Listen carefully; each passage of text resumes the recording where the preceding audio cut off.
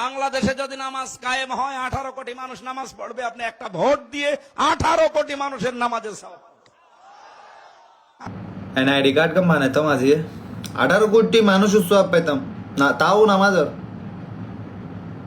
আমির হামজা ইতে শেষদারাদার হাকির ভাগ্য ওজন নামে কলঙ্ক আলার ভালাত তো হতদিন রেশমিকা মান্ডালরে ভালালায় বউ বউ ফাসারে রে হদিন নেতার দালালি করে বউ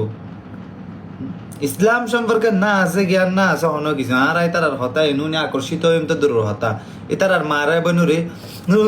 আরো বাধ্য হয়ে দেখো উত্তর বাচ্চা ইনু তো না আলান স্টেট জায়গাতে তখন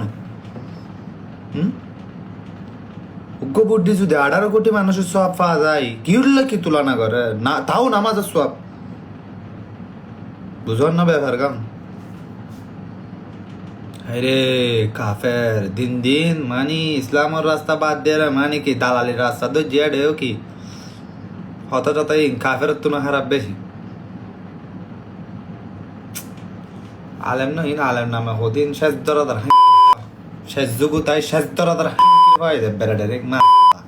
ইসলামের হতা বাদ দিয়ে রাজনীতি দালালি করে হস কেন আলার আলায় 18 কোটি মানুষের নওয়াজ সব বুদ্ধি দালাল।